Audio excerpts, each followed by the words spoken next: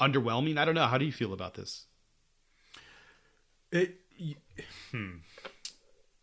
it all boils down to expectations. If we thought he was going to come in and be a main event player and have these dream matches, then absolutely we'd feel let down. I've been okay with it. I haven't been in love with it. I think really the euphoria of night one when he debuted, and then the match with Darby at All Out was certainly the peak so far of his return. I don't know that we've had anything that has matched the Darby match at All Out, but I'm really curious to see who his opponent's going to be at Full Gear. I think that will be a really perfect opportunity to build up some excitement again for CM Punk's return. And what's interesting is at some point he has to lose a match, right? You would think he's simply putting over other talents by being in the ring with them, but he is winning all of these matches against Matt Sydal, against Hobbs, right? Powerhouse Hobbs, and he's beat everyone he's been in there with. I'm curious, when is that first loss going to be? And is it going to be to someone who is new, who could get the rub from going over on him? Or is the loss going to be to a Danielson or an Omega, which I think would probably be the wrong move. So I've been slightly underwhelmed, but I am not, tweeting or hashtagging, we want CM Punk and not Phil Brooks. Because like you said, it's just great to see the man in the ring. And we get to see him work. He's going to be wrestling on Dynamite for the first time this week. And if we can get that on TV, I think that's a win for all of us. But definitely want him to be in some more high-profile matches. And I really think the juxtaposition here is between Punk and Danielson. Both similar levels of excitement from fans. These guys are coming in. They were staples in WWE. But Danielson has already pole vaulted himself into these main event matches, into giving us these dream matches, whereas Punk is sort of taking the scenic route, if you will. So I think that's made us made us feel a bit underwhelmed with Punk's return, is that Danielson, like you said, Brad, is just putting on these bangers with literally everyone he's in the ring with. Dustin Rhodes, Suzuki, Omega. He is just giving us match of the year candidates one after one after one. It's pretty incredible. Very long answer. Underwhelmed by Punk, but I have faith that we will get a more exciting program, hopefully as soon as Full Gear. I would love to see that. I love CM Punk. I who doesn't want to see this? Like, everybody wants to see him do something with somebody huge, but I don't need that. I just love and appreciate getting to see him on the screen. It's like, and I'm not making the comparison as I guess he is the best in the world. I do have the t-shirt and it says that on it.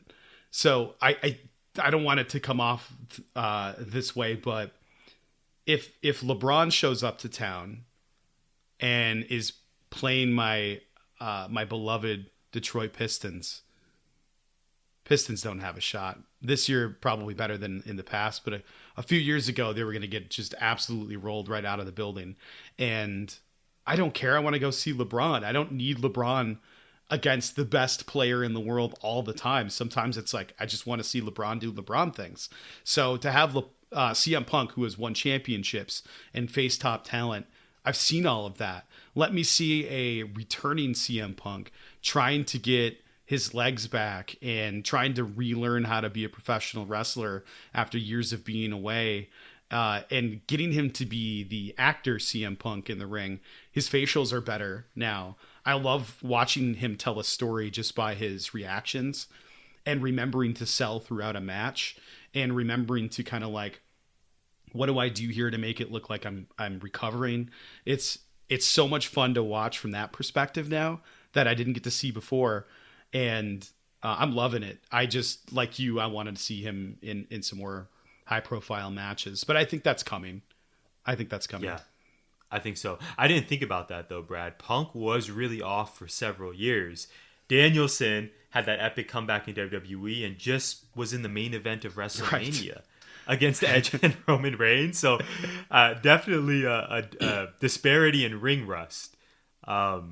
I don't know. Maybe Punk needs to continue doing what he's doing. Go to some pumpkin patches. Pick out the 55 pounders, and he yeah, like you said, he's just a joy to watch, and the fact that we get CM Punk in a major wrestling company in 2021 would have seemed impossible not too long ago.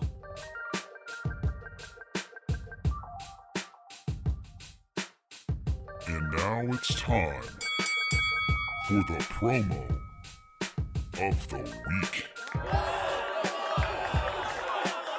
So a new segment here on Gimmick Infringement, promo of the week. You know, Brad and I, as we mentioned on episode 1, have been friends for several years now, and we often found ourselves, we were coworkers and then became close friends. We often found ourselves cutting these promos at work or in our off time regarding situations that made us a little upset at the workplace, things we thought maybe should be done differently or done better. And so we thought this would be a fitting segment for the pod. And so here we go. I'm first up. My promo of the week is about awards at the workplace. I firmly believe, and I think I'm right, mind you, I firmly believe that awards at the workplace should be given by others.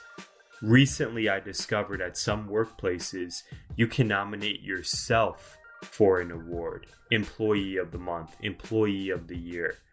I can self-nominate and say why I think I'm the best, why I deserve this award. That would be awesome in the pro wrestling business. That would make for a very promising heel character. But in real life, at your real life workplace, nominating yourself for an award, and then you receive the award and you get applauded at a meeting, a staff meeting, I think that's absurd. The whole point of awards is so that you feel recognized by other people. Colleagues see the work you're doing, the work you put in, and they want to give you your moment to shine. What kind of world do we live in where I can nominate myself just to get applause and just to get a certificate? Granted, all of us have to put ourselves over one way or another. I respect that. I honor that. But what kind of sick, twisted place do we work at where that can be possible? I want to nominate myself. Hey, applaud for me, jabronis. That's ridiculous and sick.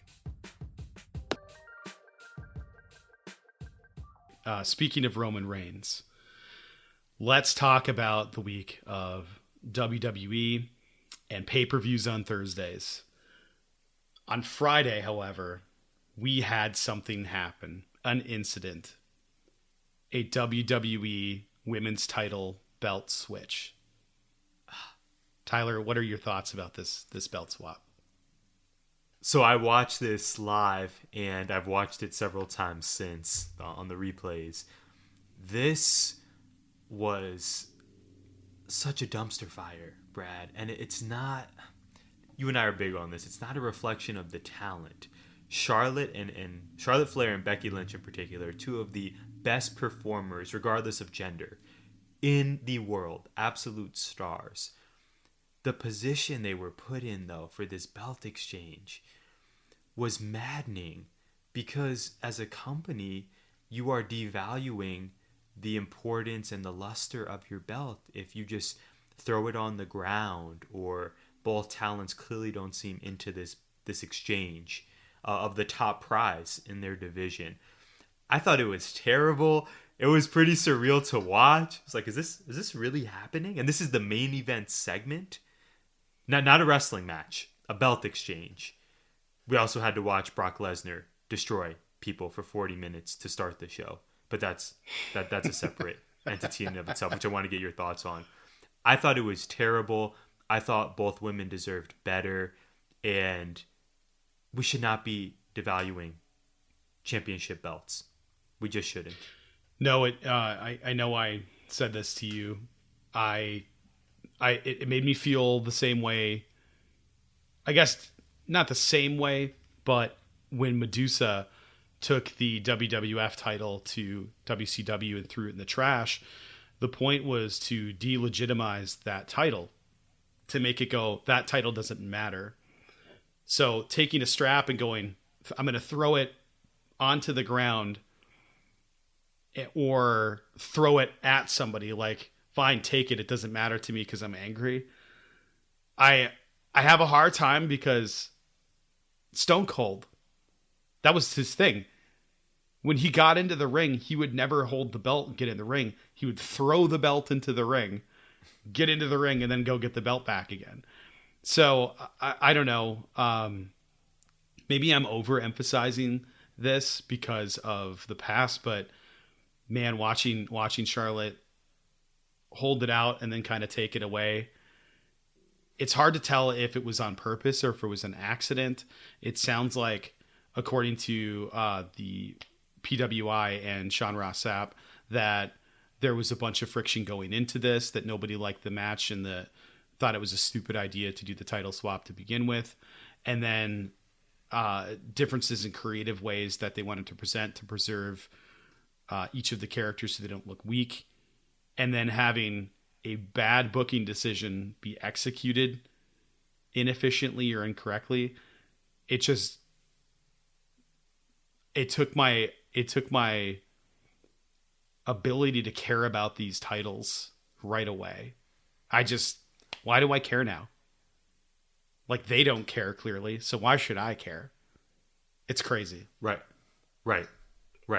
Yeah, just not good. It's a total head scratcher. How could someone think this is going to be a great idea? They did it last year with the title swap between the Street Profits and the New Day. That was just a backstage segment, but not well received, I would say, amongst the fan base.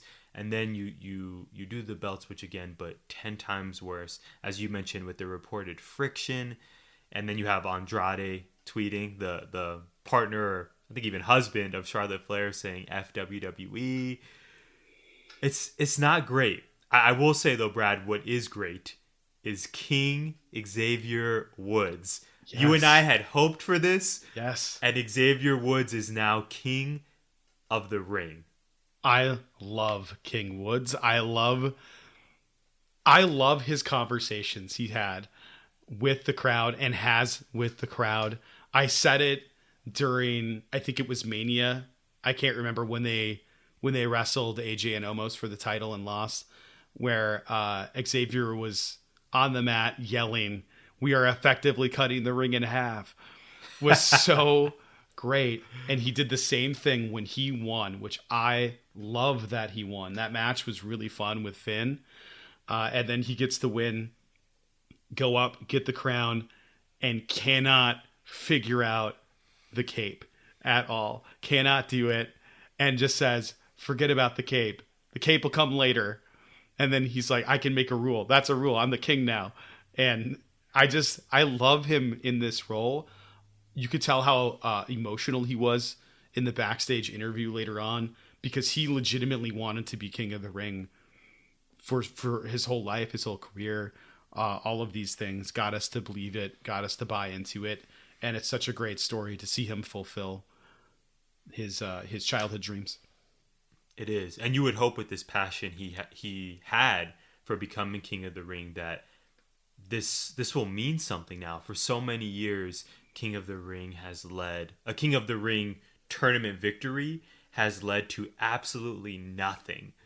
Whereas you said earlier, we remember the days of Stone Cold winning the tournament and that really propelling him into the main event scene and then just absolute superstardom. I hope Xavier doesn't just get the crown and the king at the front of his name and that's it. I hope this propels him forward. I don't know how hopeful I am in that. He's obviously a multi-time champion with the New Day, but maybe his passion and his performance will now bring some shine back to this title. I hope so, because giving them a crown is like giving them a fake belt, and that's sort of we saw it with Baron Corbin. Like the King Corbin thing was so, who cares? You're king. What does that mean? Do you get a title shot? Do you have to cash in the crown in order to get it? What is it exactly that you get for being King of the Ring now? Before it was, like you said, it puts you in the title picture. It puts you in a match with somebody. It's sort of akin to winning the Royal Rumble, but we don't do that anymore. It's just you are the king, the end. So Zelina Vega winning Queen's Crown, the inaugural Queen's Crown winner, I think was great that she gets to have that moment and be the first.